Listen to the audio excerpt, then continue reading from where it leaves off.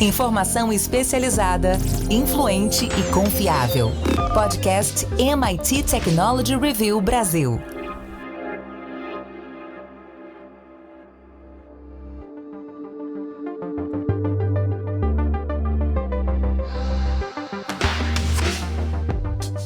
Olá, eu sou André Miceli e esse é mais um podcast da MIT Technology Review Brasil. Hoje eu, Rafael Coimbra e Carlos Aros vamos falar sobre o que vem por aí na OpenAI e, consequentemente, em todo o mercado de inteligência artificial. A gente vai conversar sobre o que você perdeu e o que deve acontecer, quais serão os próximos passos nessa novela, nessa minissérie. Antes da gente começar, eu quero dizer que esse podcast é um oferecimento do SAIS, líder em Analytics, e também te convidar para entrar para a nossa comunidade lá em www.mittechreview.com.br/assine. Aliás, está rolando Cyber Week, uma oportunidade para você aproveitar os descontos dessa semana e fazer parte da nossa comunidade ainda mais barato. Rafa, quero te pedir um resumo dessa confusão até agora. E também quero te perguntar como você acha que as disputas pela liderança na OpenAI podem impactar a abordagem que a organização tem para equilibrar a velocidade no desenvolvimento de soluções de inteligência artificial e a preocupação com a segurança, que aparentemente foi um ponto importante dessa história toda. Então vamos lá, André, vou tentar aqui ser rapidinho.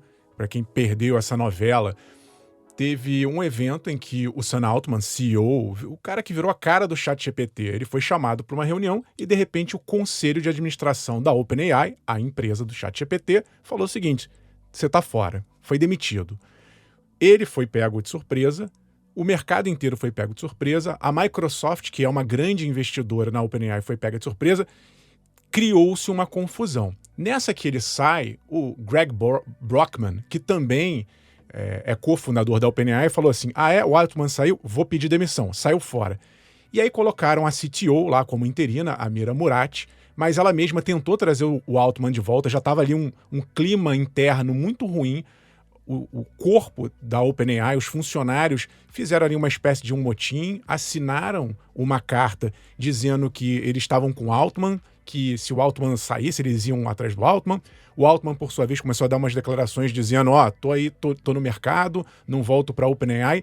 E do outro lado, o CEO da Microsoft, o Satya Nadella, chegou a oferecer um cargo para o Altman. Ele falou assim: não tem lugar para você lá na OpenAI, vem aqui para a Microsoft, você traz quem você quiser, a gente monta um time aqui, vamos construir quase que um chat GPT aqui dentro da Microsoft, já que não querem você. Mas mesmo assim, estava um clima ali meio azedo. O pessoal internamente, o conselho de administração, percebeu que não dava, a pressão externa e interna eram muito mais fortes do que eles conseguiriam segurar. E aí trouxeram o Altman de volta, dissolveu-se ali o conselho de administração e ele voltou a reinar. Ponto, parágrafo. O que tem por trás dessa história? O comunicado que foi dado ali na hora da demissão, o argumento foi assim: o Sam Altman não estaria sendo consistentemente sincero nas comunicações, ele não está preservando a segurança da inteligência artificial. Uma coisa meio obscura, até agora a gente não sabe exatamente o que aconteceu. Fato é que foi dado ali um comunicado muito simples, e aí começam-se, obviamente, as especulações. Uma teoria é que o Sam Altman e seu time lá, a OpenAI, teria chegado a uma coisa que a agência Reuters diz que é o Q-Star, que seria uma inteligência artificial super poderosa, esquece tudo isso que a gente está vendo agora, é algo muito maior, e que isso poderia gerar um impacto absurdamente grande na sociedade. E aí a turma do segura, vamos pensar bem antes de avançar, teria ficado com medo e por isso teria tentado tirar o Altman do poder. E a turma do Altman é uma turma que está querendo fazer e acontecer. Lembrem-se que, como eu falei, a Microsoft é uma grande investidora, ela já colocou ali 13 bilhões de dólares e é do time comercial, é do time que acha que dá para você pegar esse tipo de tecnologia e fazer aplicações comerciais. Então tem essa tensão hoje entre a galera da grana e que quer fazer as aplicações sem pensar em... Não estou dizendo que são irresponsáveis, mas são pessoas que falam, olha, enquanto não tem nada, vamos fazendo. Depois a gente vai corrigindo os eventuais excessos. E tem um outro time que está mais temeroso. Por trás disso tudo, só para terminar, André, tem uma questão da chamada, eu falei, o que seria esse Q-Star, esse algoritmo, essa inteligência superpoderosa. Tem uma teoria já muito pesquisada e antiga para quem trabalha com inteligência artificial, que é o da inteligência artificial geral. Seria uma super inteligência artificial em que a máquina ela não precisasse nem ser treinada, ela agiria quase que de uma maneira autônoma, ela vai, você fala assim, vai à luta, ela aprende e começa a desenvolver seus próprios entendimentos, tal como um humano faz. Ainda que seja uma criança, a criança ela está dotada de um aparelho em que ela vai se interagindo com o mundo e entendendo e trabalhando, desenvolvendo a sua inteligência de acordo com o mundo. É isso o que tem de grande por trás. O que me chama a atenção é que isso não é velado, isso não é uma coisa que ninguém soubesse. Inclusive está no blog da OpenAI, tem um artigo lá de abril em que o Sam Altman fala abertamente sobre os rumos da inteligência artificial geral. Ele tem isso como meta. Então tem uma nuvem aí que a gente ainda não consegue entender, porque ao mesmo tempo que isso parece claro que seria o rumo da OpenAI, por outro lado, tem um time lá que acha que tem que segurar um pouco, não devemos ir por aí. Então, me parece uma contradição, o que não deixa de ser, e nesse momento, o Sam Altman e sua turma mais progressista, mais a favor do desenvolvimento da tecnologia, está vencendo a batalha. Aros, pouco mais de 2 dias depois da demissão do Altman e da nomeação da Murati como CEO interina, a OpenAI anunciou que o Emmett Shear assumiria o comando da empresa. O Shear é um nome já bastante conhecido no segmento da tecnologia, foi um dos fundadores da Twitch, a plataforma de streaming de games, e depois ele fez parte, entrou na Y Combinator, a aceleradora de startups, que inclusive ele trabalhava lá ao lado do Sam Altman e ajudava empresas, startups, a construírem modelos de negócios mais consistentes, a darem um ramp-up ali nas suas operações. Ele trabalhava desde a estratégia de captação de recursos até a abordagem técnica para esses produtos. E o Shear parecia ter uma abordagem mais cautelosa para o desenvolvimento de inteligência artificial. Durou só 3 dias também. E aí, Carlos Aros, quero te perguntar como esse entra e sai pode afetar a busca da OpenAI por essa inteligência artificial geral que beneficia a humanidade, o quanto isso pode trazer características mais próprias desses executivos e, no final das contas, criar ali um Frankenstein com ideias muito díspares do que é essa inteligência artificial geral. Eu acho que o primeiro ponto dessa história é o quanto essa discussão que se tornou pública, né, esse embate público, dá conta de uma cisão dentro da própria organização, mostrando que mesmo aqueles que lideram essa jornada em busca dessa IA mais geral, dessa super inteligência artificial, enfim, não importa o nome que a gente queira dar, mas em busca desse próximo passo, mesmo esses enfrentam um desafio que está muito associado a crenças, a crenças pessoais, não estou falando de nada religioso nesse caso, mas aquilo que se acredita, que se tem convicção enquanto indivíduo, aos limites éticos do avanço dessas tecnologias e uma preocupação com o mundo externo e o impacto que tudo isso vai causar. Fica claro quando a gente lê os relatos, e de novo, só sabe a verdadeira história quem esteve ali sentado naquela discussão, portanto, tudo o que a gente tem como relato dá conta de uma perspectiva e não da visão exata de quem esteve ali.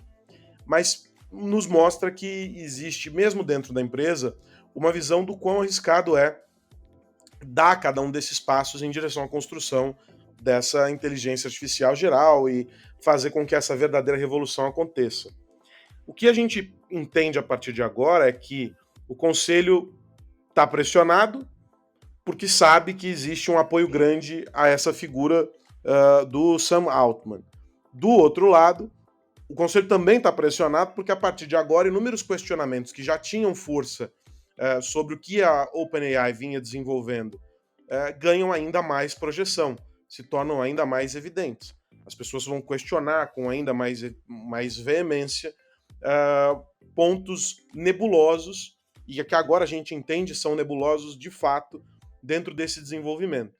Eu não acho que isso vá, de alguma maneira, brecar esse processo, porque se fosse para isso acontecer, sejamos honestos, não teria havido um movimento tão forte tentando arrastar o Sam Altman já para a Microsoft, uma migração também de outros profissionais junto da Microsoft, um desmantelamento da empresa, ou seja, algo de muito bom e de muito certo está sendo feito ali para que aquelas pessoas queiram ficar, ou algo ali ainda está por vir e a gente não consegue vislumbrar o que é.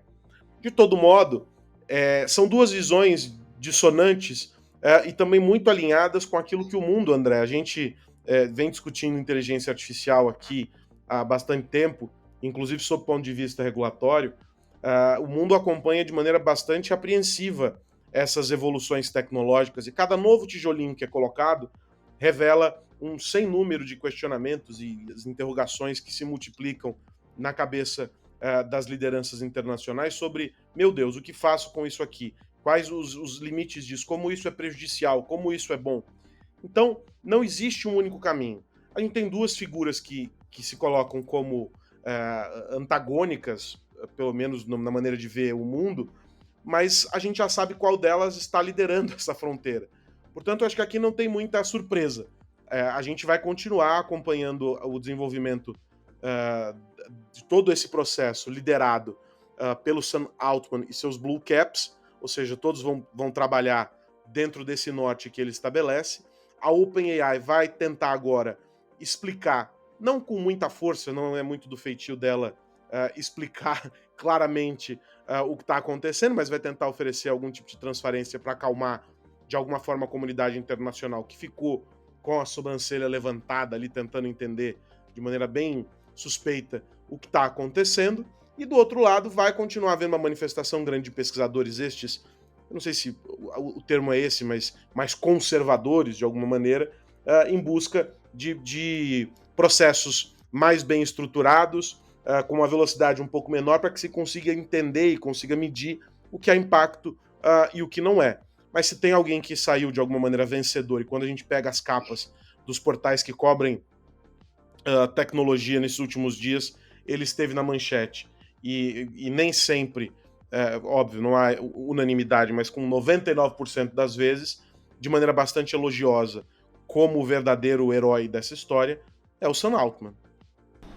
Eu tô contigo. Essa filosofia parece que vai ser preponderante nos próximos passos, mas do outro lado tem um conselho que apesar de ser revisto, ele dá indicativos de que essa queda de braço está longe de acabar, pelo menos por completo. Rafa, um outro elemento dessa história, uma figura importante, muito importante dessa história toda, é, como você disse, o Satya Nadella, CEO da Microsoft. Ele fez uma referência em um determinado momento sobre a Microsoft e a OpenAI, dizendo que elas são codependentes. Como você interpreta essa codependência e como ela pode influenciar a colaboração entre as duas empresas a partir de agora? Tem um ponto interessante, André, nisso que você está falando, que é o seguinte, é uma reflexão que eu fiz e provavelmente muita gente também. Por que que a Microsoft, uma empresa que vale trilhões de dólares, está colocando dinheiro numa empresa que está avaliada já em quase 100 bi, mas a gente está falando de tri contra bi. Por que a Microsoft não desenvolve o seu próprio ChatGPT ou coisa do tipo? Porque ela na verdade, está fazendo isso. Mas porque ela também está colocando dinheiro numa empresa que poderia ser sua própria concorrente? Essa é uma pergunta interessante. E do ponto de vista estratégico, o que dá a entender é que a estratégia da Microsoft é eu vou fazer... Eu sou tão poderosa que eu consigo fazer um pouco de cada coisa. Eu coloco o dinheiro nessa galera aqui, eu vejo o que eles têm de melhor, extraio o que eles têm de melhor, tanto é que as aplicações da Microsoft já estão rodando com a inteligência artificial da OpenAI ali por trás, né? O Copilot, toda a estratégia, o Windows, PowerPoint, o Excel, isso tudo está rodando já, o Bing, com inteligência da OpenAI, mas ao mesmo tempo ele está lá fazendo dele. Então, quase que o Nadella, ele traz a OpenAI de graça, né? Porque no momento em que ele oferece um cargo para o Altman, se todo mundo viesse, ele simplesmente ia comprar de graça a OpenAI. Foi quase o que aconteceu. Mas eu ainda acho que, do ponto de vista estratégico, faz sentido você fomentar de uma maneira um pouco independente. E aqui a gente tem que fazer uma ressalva, porque a gente está falando o tempo inteiro de conselho de administração, e a OpenAI, ela não nasce como uma empresa com fins comerciais. Na verdade, ela não é. Ela não tem fins lucrativos. É isso que está lá no estatuto, quando a empresa foi criada, com toda essa lógica do bem da humanidade. Eram grandes pesquisadores que trabalhariam nessa superinteligência com objetivos de beneficiar o mundo e não ganhar dinheiro. Mas, quando eles começam, principalmente quando eles lançaram o ChatGPT 1 ano atrás, exatamente, o pessoal começou a ver que fez sucesso. E aí desperta ali o brilhozinho dos dólares. E aí eles criaram ali como se fosse uma subsidiária para ter esses fins comerciais. É ali que entra o dinheiro. Mas o conselho mesmo, ele tem que preservar esse núcleo geral de visão da empresa de que não tem que ter fins lucrativos. Então, isso também é uma contradição interna que a empresa está agora percebendo que alguma coisa ali não está fazendo sentido. E o lado do dinheiro, ele vem muito estratégico da Microsoft. O Satya Nadella, ele chega ali com tudo. Ele teve agora, recentemente, quando a OpenAI fez a sua conferência de desenvolvedores, a primeira, né, como a gente vê todo ano lá, do Google, da Apple, a OpenAI fez a sua, mostrando as novidades do ChatGPT. Quem foi lá o convidado de honra? O Satya Nadella, dando apoio. Ele parece que é o adulto da sala, apesar do Sam Altman não ser nenhum garoto. O Sam Altman está com 38, o Nadella está com 56. Então ele parece que é o adulto que chegou ali para pôr ordem na casa. E a gente sabe que ele tem, sim, não só importância pelo fato de ser CEO da Microsoft, mas por ser CEO de uma empresa que tem muito dinheiro e que já entendeu que é o pulo do gato, né? A Microsoft vinha há alguns anos tentando achar alguma coisa que a diferenciasse dos seus competidores. Ela atua em várias frentes, ela abre braços para todos os lados, mas no momento em que ela entendeu que isso turbinaria o seu core business, faz todo sentido para a Microsoft. É vital que a OpenAI continue forte, próspera, ainda que em algum momento, eu acho que é um caminho natural que a Microsoft incorpore, compre, seja lá, faça uma fusão, não sei qual acordo comercial, mas eu não consigo hoje ver Microsoft sem OpenAI e vice-versa do ponto de vista comercial. Arus, para a gente fechar esse bloco, quero ouvir de você como você acha que as coisas ficam a partir de agora. A gente viu uma ameaça de demissões em massa e uma migração para a Microsoft, a codependência que a gente acabou de conversar, uma queda de braço entre o Sam Altman e do seu time e o board, e a visão de velocidade versus segurança desses grupos na construção de uma inteligência artificial geral. O que a gente pode esperar da OpenAI agora? Bom, é aquilo que a gente colocou aqui, né? Há um grupo de vitoriosos, o Rafa muito bem incluiu aqui nesse grupo o Satya Nadella, né, na figura da Microsoft, mas ele é o grande nome desse processo, um dos grandes incentivadores, e é o cara responsável por colocar de novo a Microsoft no jogo. Não vamos nos esquecer disso. A gente tem uma perspectiva de uma necessidade cada vez maior por esse desenvolvimento, por esse avanço no que diz respeito à inteligência artificial, mas, ao mesmo tempo, uma cobrança para que as coisas sejam feitas nos melhores termos, para que as coisas sejam feitas sem atropelamento, porque os riscos são inúmeros. É inegável que os riscos são inúmeros. A gente também não sabe a totalidade dos benefícios. Esse é o ponto. É uma incógnita para os dois lados. A OpenAI não vai mudar o curso que já foi desenhado, que já foi traçado, e a sucessão de fatos desses episódios últimos mostram que ela está firme nesse propósito, sob a liderança de quem acredita que esse é o caminho. O que talvez vá acontecer agora, e que já era também uma tendência quando a gente olha as manifestações em todo o mundo a respeito não só da OpenAI, mas de inteligência artificial como um todo, é uma investida cada vez maior e uma cobrança cada vez maior a partir de cada movimentação da empresa. Cada novo passo que a empresa dá, mais questionamentos e mais dúvidas e cobranças mais fortes a respeito. Se isso vai surtir efeito ou não, só o tempo vai dizer, e só a construção de um conjunto de protocolos e de regras enfim, de ações pode dar conta de minimizar efeitos e de colocar a empresa no caminho que deve ser seguido. E quando eu digo no caminho que deve ser seguido, é o de que ela é só uma empresa. Embora ela lidere ali uma jornada das mais necessárias para o nosso desenvolvimento enquanto sociedade, ainda assim é só uma empresa.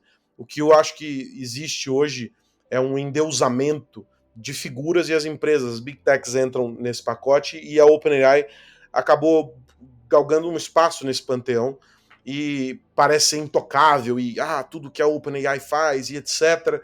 Mas não, ela está sujeita às mesmas regras do jogo que todas as outras empresas e que todo mundo.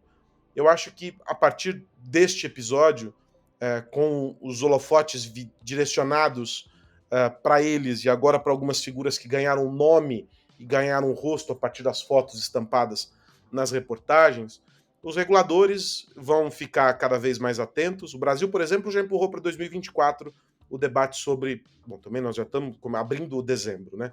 Mas empurrou para 2024 qualquer tipo de decisão referente ao PL que propõe uma regulamentação, né? O PL 2338, se não me engano, que é o que dá conta dessa regulamentação. Na Europa, em vários países, o ChatGPT está proibido. Isso também é uma pedra no sapato da OpenAI. São questões que precisam ser enfrentadas, e acho que agora a empresa entra numa rota para esses debates, para poder buscar e ganhar esse mercado.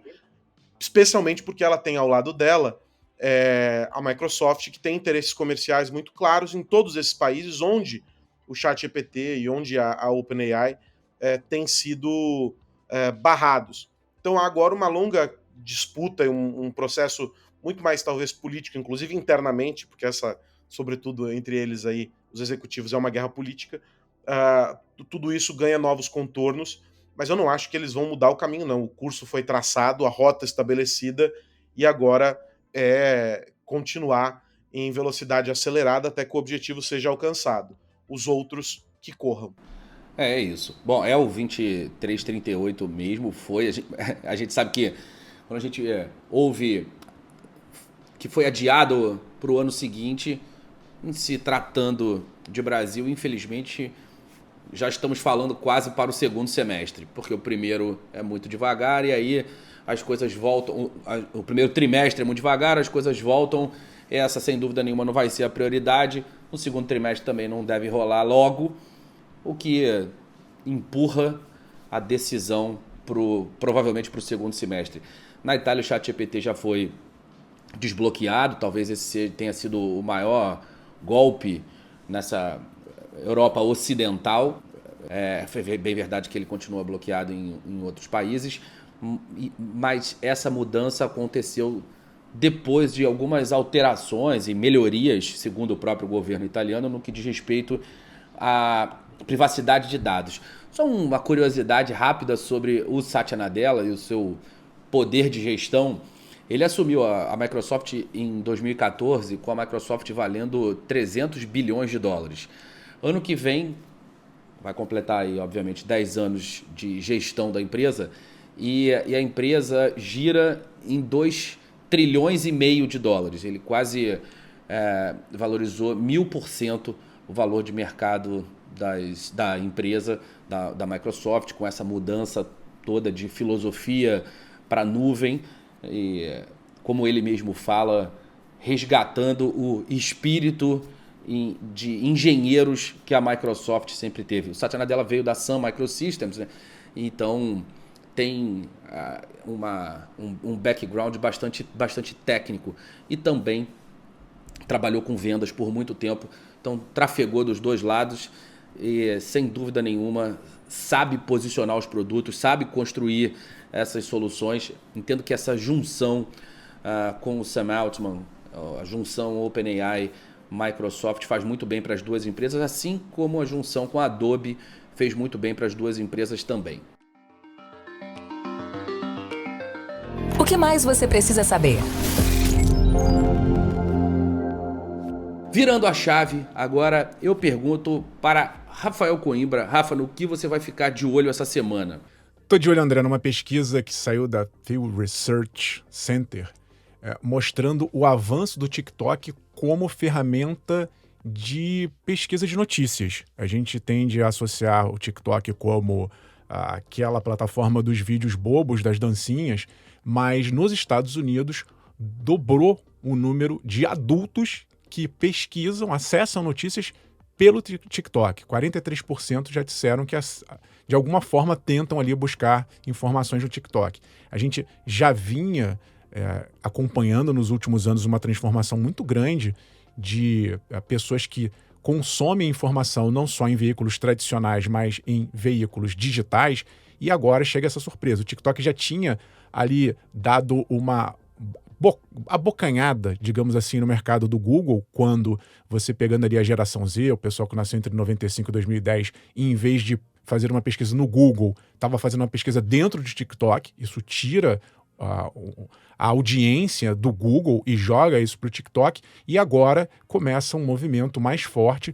É claro que a gente está falando aqui de uma pesquisa nos Estados Unidos, mas imagina-se que esse tipo de comportamento possa se espalhar para outros países, inclusive o Brasil. E aí você começa também a desviar o foco das notícias para o TikTok, o que é um pouco temeroso, né? O TikTok não foi feito para isso, ele foi feito para outra finalidade. Fato é que as pessoas acabam se apropriando da atenção gerada ali e acabam divulgando notícias. Então, é muito importante, não estou aqui dizendo que ninguém tenha que não usar, né, o TikTok, mas que as pessoas tenham muito cuidado para elas entenderem da onde está vindo essa informação. Tem muita gente boa no TikTok, mas tem muita gente que se aproveita desses vídeos extremamente curtos. A gente tem que lembrar o tempo inteiro que a gente está nessa era de IA generativa, fazendo vídeos falsos, com voz sintética, com imagens sintéticas, o deepfake. Então é preciso que você tome muito cuidado se você for usar unicamente essa fonte de informação. Acho que o ideal é que se combine várias fontes para que você forme a sua opinião. E um reflexo interessante do TikTok também dessa semana foi que o CEO do Instagram, o Adam Mosseri, anunciou que agora as pessoas que usam o Instagram vão poder fazer o download dos vídeos do Reels. É a mesma estratégia que o TikTok estava fazendo. Você podia fazer o download, ficava aquela marca d'água do TikTok e esse conteúdo era compartilhado pelas outras redes. Muita gente achava estranha essa estratégia, mas parece que está dando certo. Não à toa, o grande concorrente do TikTok, o Instagram, agora está usando essa mesma estratégia. Começou a fazer vídeos curtos e agora está fazendo vídeo curto baixado com a marca d'água para que outras plataformas usem esse conteúdo do Instagram. A ideia é que você, mesmo dando de bandeja o conteúdo para o concorrente, em algum momento alguém vai voltar, vai ver aquilo ali na marca d'água, vai achar que tem um conteúdo interessante e vai para a plataforma. TikTok, mais uma vez aí, mostrando que tem força. E você, Carlos Aros, diga lá. Uma discussão que vem se arrastando já há algum tempo, que na verdade ela tinha começado só para fazer com que os serviços de streaming fossem incluídos no Condecine, que é a contribuição para o desenvolvimento da indústria cinematográfica nacional. Isso alcança a Pay TV, produtoras e também a televisão aberta, né? Mas aí o projeto evoluiu, ficou batizado como PL do streaming, e ele agora é mais amplo, regulamenta os serviços de vídeo sob demanda e streaming no Brasil. É um PL que foi aprovado na semana que passou pela Comissão de Assuntos Econômicos do Senado, e ele vai impactar diretamente todos esses serviços que a gente conhece e que ditam hoje os rumos do entretenimento no mundo todo. Netflix, Prime Video, YouTube e por aí vai. O projeto vai ser submetido a mais uma votação na comissão, depois ele vai para a Câmara, mas a gente já consegue entender de alguma maneira o impacto dele. Né? A Condecine vai ser calculada anualmente com limite de 3% da receita bruta das empresas. E aí com 3 faixas de alíquota. A primeira, isenção, com empresas que faturam até quase 5 milhões. Aí empresas com até 96 milhões de faturamento, alíquota de 1,5%. E depois, desse valor acima de 96 milhões, 3%. O que é interessante de observar aqui é que há uma série de imposições para além do imposto. E é isso que as plataformas de streaming sempre ficaram muito reticentes, porque não é pagar o imposto é uma questão. A outra é mudar a dinâmica pela qual essas empresas operam. E uma delas é a da cota para conteúdo nacional. Se há uma alegação, de alguma maneira, de que isso privilegia o mercado nacional, estimula, etc., etc., etc., não é bem assim que esses grandes players veem. Porque isso cria uma série de questões ligadas à infraestrutura, a licenciamento, e aí você tem alguns problemas relacionados e que aumentam o custo para essas plataformas. Muitas vezes o conteúdo ele é até feito nacionalmente, com atores nacionais, mas não é uma produção brasileira, uma produção que foi feita lá fora, ou seja, você tem um sem número de questões. O que já começa a ser desenhado por algumas plataformas é a perspectiva de aumento de preço, mas por enquanto não relacionado a esse imposto. Agora, para os clientes, o aumento já acontece, porque o próprio modelo de negócio das plataformas veio mudando. Então tem cliente que compra o pacote com anúncio para poder reduzir o valor do preço. Você vai diminuindo, não quero 4K, e por aí vai, são diferentes as faixas. Mas o que vai acontecer já com a previsão por alguns analistas do mercado, é que aqui no Brasil esses serviços se tornem menos competitivos em função dessas obrigatoriedades embutidas nesse PL. Se fosse só o Condecine, você tinha ali o imposto, já era projetado, tá tudo certo. Mas há os jabutis incluídos nesse processo, com uma espécie de protecionismo para o mercado brasileiro. Eu não sei se esse protecionismo, ele de alguma maneira vai proteger de fato, ou se ele vai criar mais entraves para que essas empresas operem por aqui. O que vai acontecer é o brasileiro ficar atento à fatura lá em 2024. O boleto lá em 2024 pode ser que fique mais caro do que ele está hoje no apagar das luzes de 2023. Bom, meus amigos, hora de ir, mas antes da gente se despedir, eu quero lembrar que esse podcast é um oferecimento do SaaS. Rafa Coimbra, até a semana que vem. Até semana que vem, André. Um abraço para você, pro Aros e para todo mundo que nos ouve. Se você ainda não assinou a Technology Review, está na hora. Temos uma edição sensacional sobre inteligência neste momento circulando por aí. É hora de você fazer parte da nossa comunidade. Até semana que vem. Carlos Aros, até semana que vem. Até a semana que vem, André Miceli, Rafa Coimbra e quem nos ouve. A gente se encontra por aqui. Semana que vem tem mais podcast da MIT Technology Review Brasil para a gente falar sobre tecnologia, negócios e sociedade. Um grande abraço para você que nos ouve e até lá. Tchau, tchau. Você ouviu o podcast MIT Technology Review Brasil, apresentado por Tech Institute.